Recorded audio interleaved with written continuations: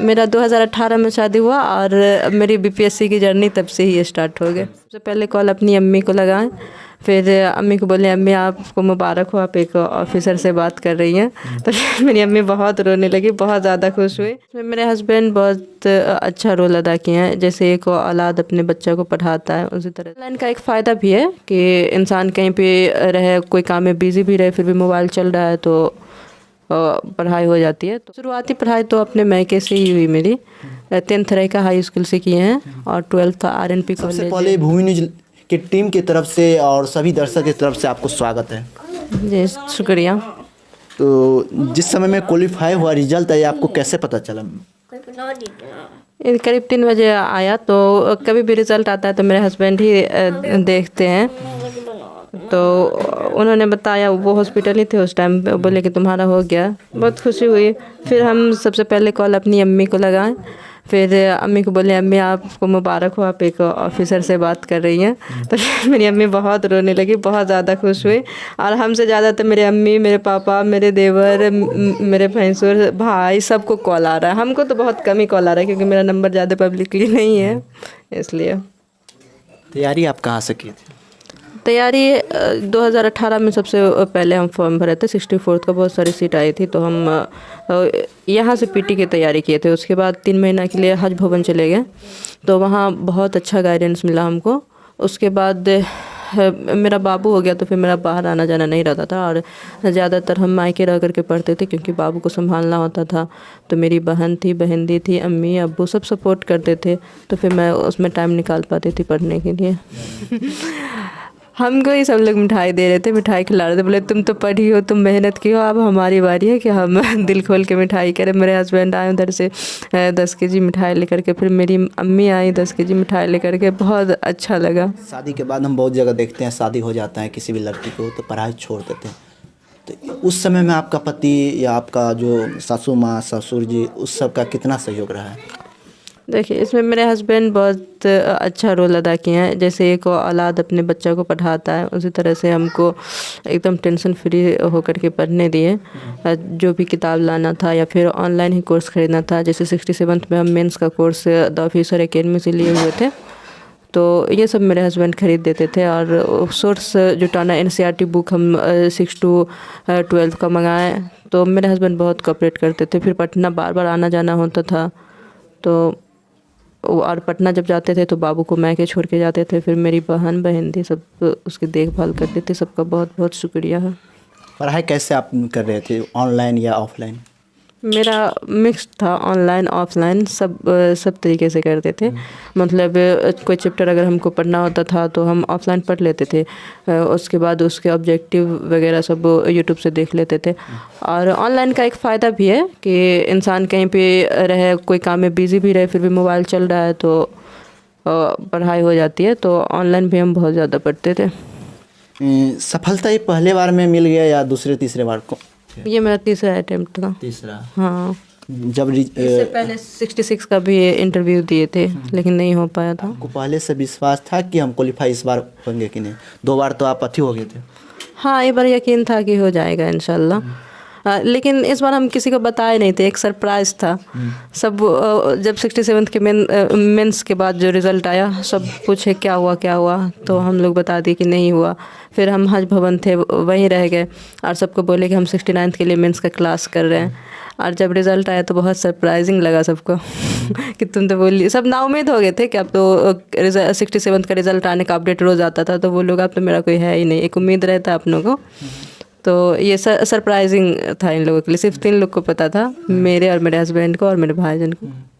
सिर्फ 3 लोग को पता था कि मेरा इंटरव्यू हुआ है। शुरुआती पढ़ाई तो अपने मैके से ही हुई मेरी।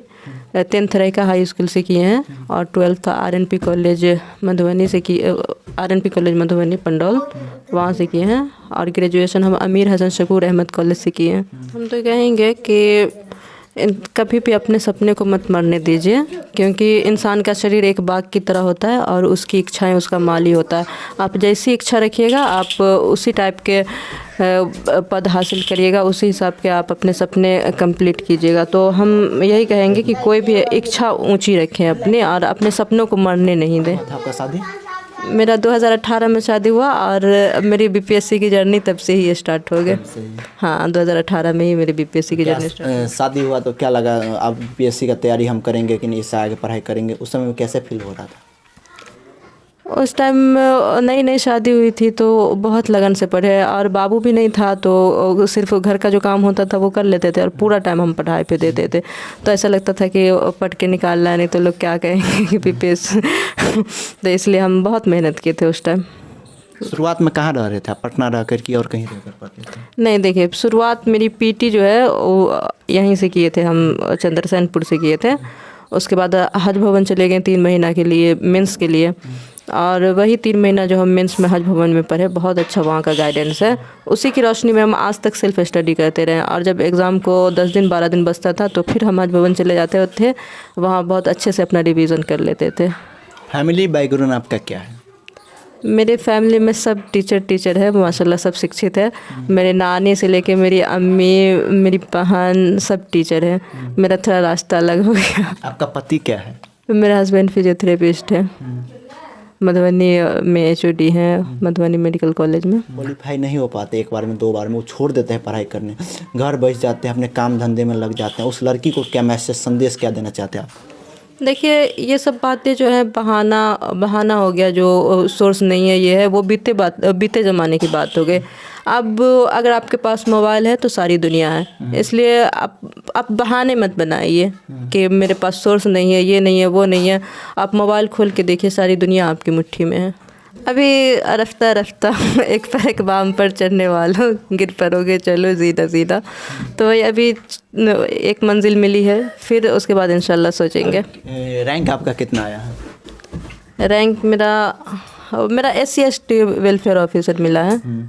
तो ये अच्छा रैंक है, अच्छा पद है, बहुत सब बोले बहुत अच्छा पद है। सो तुम इस पे रह के अच्छे से पढ़ाई कर सकती हो। पढ़ाई में आप कितने समय दे रहे थे? पढ़ाई में तो कोई रूटीन नहीं था, लेकिन फिर भी हम चाहते थे कि 5 घंटा 4 घंटा 6 घंटा दे दें। और जब हम हज भवन जाते थे तो वहाँ हम बहुत ज़्यादा टाइम देते थे, 12 घंटा 15 घंटा इस तरह से टाइम दे देते थे, क्योंकि यहाँ हम चाह कर भी टाइम नहीं दे पाते थे, टाइम नहीं निकाल पाते थे। मेरा मन रहता था कि हम जैसे मेंस होता है तो उसमें टेस्ट सीरीज ज्वाइन करें, और जैसे 3 घंटा एग्ज़ाम की तरह बैठ कर के प्रैक्टिस करें। ये सब हमसे नहीं हो पा रहा था, क्योंकि मेरे पास टाइम नहीं था, और घर पे रह के वाकई बहुत ज़्यादा दिक्कत होता है। तो इसका हमको थोड़ा अफसोस है कि हम जितना चाह रहे थे उतना टाइम नहीं दे पा रहे थे। फिर भी अल्लाह का शुक्र है, हो गया सिलेक्शन। जब भी मेरी अम्मी बोलती थी ना कि कब मेरे यहाँ मीडिया वाला आएगा, कब मेरे यहाँ मीडिया वाला आएगा, तो ये बात बहुत इंस्पायर करती थी, और दिल में ठानते थे कि इंशाल्लाह अम्मी ज़रूर आएगा। अम्मी को भरोसा लफ्ज़ों से नहीं दिलाते थे, लेकिन अपने लक्ष्य को और तटस्थ बनाते थे कि इंशाल्लाह ज़रूर आएगा। तो मेरी अम्मी का भी सपना पूरा हुआ। लड़की तैयारी करते हैं, उसके लिए क्या मैसेज देना चाहते हैं? उनको कहेंगे कि अपना टाइम जो है बिल्कुल बर्बाद ना करें इधर उधर में। जो भी आपको टाइम मिले, 5 मिनट 7 मिनट 10 मिनट, पूरा टाइम आप अपने जीवन के लिए निकालिए। कोई हम जैसे भी हम तैयारी किए तो कोई हम बहुत आराम में नहीं किए।